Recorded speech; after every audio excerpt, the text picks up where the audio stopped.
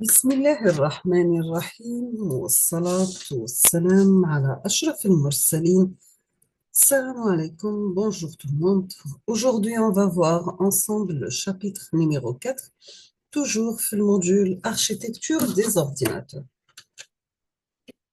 On va voir chapitre numéro 4, le processeur.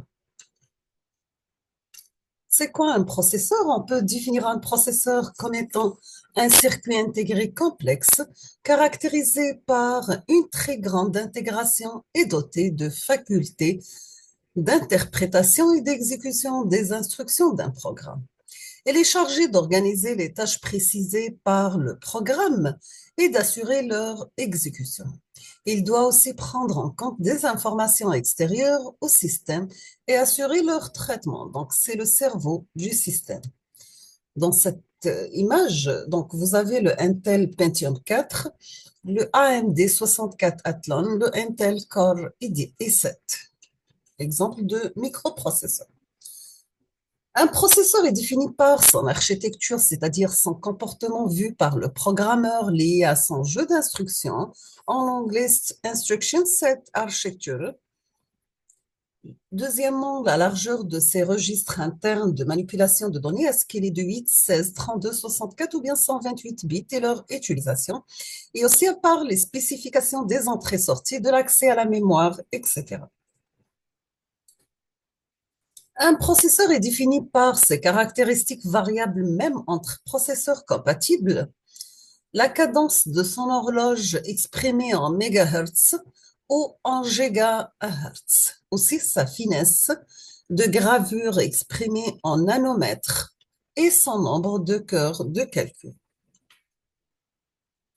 Pour l'architecture CSI et RISC, actuellement l'architecture des microprocesseurs se compose de deux grandes familles. Nous avons la première architecture, c'est l'architecture CISC, donc Complex Instruction Set Computer. Leurs instructions de taille variable sont variées et réalisent souvent des transferts avec la mémoire. Ces processeurs possèdent en général peu de registres, dont certains sont réservés pour des usages spécifiques. À titre d'exemple, vous avez le Intel 8086 et Motorola 68000 pré-1985. Deuxième type d'architecture, c'est l'architecture RISC, Reduced Instruction Set Computer. Leurs instructions de taille fixe sont régulières et peu d'entre elles lisent ou écrivent en mémoire. Ces processeurs possèdent en général de nombreux registres, lesquels sont uniformes. Exemple Alpha, Spark, MIPS, PowerPC, donc post-1985. Le Pentium d'Intel mélange les deux designs. On va voir une comparaison entre les deux architectures. Donc, pour la première, vous avez des instructions simples, ne prend qu'un seul cycle. Contre la deuxième, ils ont une instruction complexe prenant plusieurs cycles. Deuxième caractéristique, donc ces instructions au format cycle, tant que la deuxième forme d'architecture, ils ont des instructions au format variable. La première architecture RISC, donc ils ont un décodeur simple câblé. Par contre, la deuxième, ils ont un décodeur complexe micromode. La première architecture, ils ont beaucoup de registres. Deuxième architecture, peu de registres. La première architecture, peu de données d'adressage avec un compilateur complexe. Deuxième architecture, ils ont beaucoup de modes d'adressage avec un compilateur simple. Le mode utilisateur superviseur. Afin de mettre en œuvre les mécanismes de protection nécessaires pour un système, le processeur possède deux modes de fonctionnement. Le premier mode, c'est le mode superviseur. Il permet une plus grande sécurité pour le système. Quand le processeur est en mode superviseur, l'utilisateur ne peut pas accéder à certaines zones, exemple mémoire, registre, etc.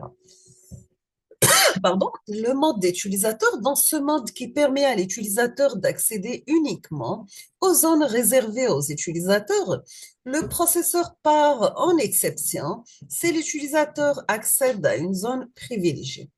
Nous avons une remarque, quand le processeur est en mode superviseur, le système peut accéder aux zones protégées et non protégées. On va parler maintenant de microprocesseur MIPS R3000. Le MIPS, pardon, de l'anglais Microprocessor Without Interlocked Pipeline Stage, a été développé par la compagnie MIPS Computer System basée en Californie. En 1988, la société MIPS Computer System présente le MIPS R3000 qui succède au MIPS R2000. Son jeu d'instructions est de type RISC-SC. Le processeur MIPS R3000, c'est un processeur 32 bits. Le principal marché du MIPS, les applications embarquées, les ordinateurs de poche, les routeurs Cisco et les consoles de jeux vidéo, Nintendo 64 et Sony PlayStation et PSP, etc. Il existe plusieurs réalisations industrielles de cette architecture: Siemens, Toshiba, Philips, Silicon Graphics, etc. Maintenant, on va parler des registres. Donc, les registres sont des zones de stockage temporaire situées dans le processeur. La valeur de certains registres peut être lue ou modifiée par les instructions. Selon les modes de fonctionnement du processeur, il existe deux catégories de registres. On trouve les registres non protégés, c'est-à-dire accessibles en mode utilisateur, et les registres protégés, donc accessibles en mode superviseur. Pour les registres généraux, donc la machine MIPS dispose de 32 registres d'usage général de 32 bits chacun, dénotés S0 à S31. Les registres peuvent également être identifiés par un mnémonique indiquant leur usage conventionnel.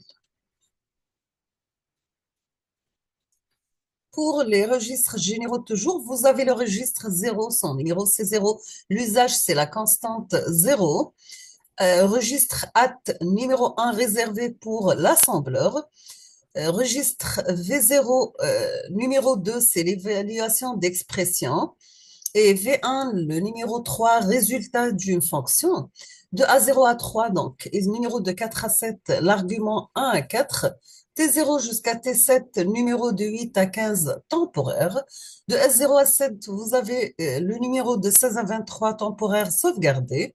T8, le numéro c'est 24 temporaire. T9, numéro c'est 25 temporaire. K0, numéro c'est 26, donc il est réservé pour le système d'exploitation. K1, numéro c'est 27, il est réservé pour le système d'exploitation. GP, donc, numéro c'est 28, c'est un pointeur vers la zone des variables globales. Le SPIL, son numéro c'est 29, donc c'est un pointeur de pile state pointer. Le FP, c'est le numéro 30, pointeur de block frame pointer. Le RA, numéro 31, avec une adresse de retour pour les fonctions. On va parler maintenant des registres spéciaux. On va commencer par PC Register Computer de programme Counter, qui contient l'adresse mémoire du registre utilisé pour la multiplication et la division. SR statut, donc statut de registre, c'est le registre d'état. Il contient les masques d'interruption et le mode. Nous avons aussi cause, donc contient la cause de l'interruption et exception. Nous avons le EPC, Exception PC Program Counter, adresse de l'instruction qui a causé l'exception, var V adresse, bad address register, donc ce registre contient l'adresse fautive en cas d'exception de type adresse illégale. On va parler maintenant du format d'une instruction. Il y a trois formats d'instruction différents. On va commencer par le format R, donc c'est Register to Register, donc Register Type. Le format I concerne accès mémoire, branchement Immediate Type. Le format G, c'est instruction de saut non conditionnel, Jump Type. Pour le format R utilisé par les instructions nécessitant deux registres sources, vous avez le RS et le RT et un registre résultat, le RD. Le format I est utilisé par les instructions de lecture et écriture mémoire, par les instructions utilisant un opérande immédiat, ainsi que par les branchements conditionnels. Pour le format G, n'est utilisé que pour les branchements inconditionnels.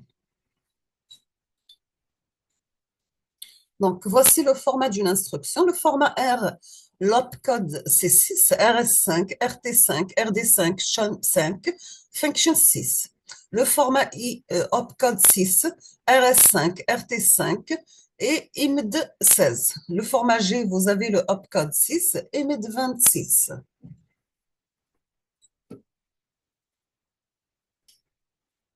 Le format d'une instruction, le code binaire opcode, operation code, identifiant l'instruction sur 6 bits, il ne permet de coder que 64 instructions, ce qui, même pour un processeur RISC-SC, est peu.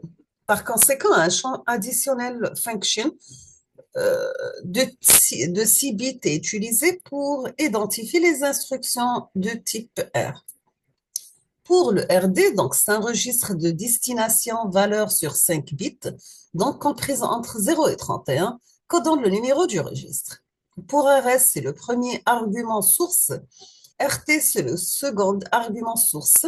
Chain shift amount et le nombre de bits de décalage pour les instructions de décalage. Function 6 bits additionnel pour le code des instructions RType en plus du champ opcode. On va s'arrêter ici. On termine la suite dans la prochaine vidéo, Inch'Allah. Donc, je vous remercie infiniment, comme toujours, pour votre attention. N'hésitez pas si vous avez des questions. Et à la prochaine vidéo, Inch'Allah. Je vous souhaite bonne chance, beaucoup de succès et à la prochaine.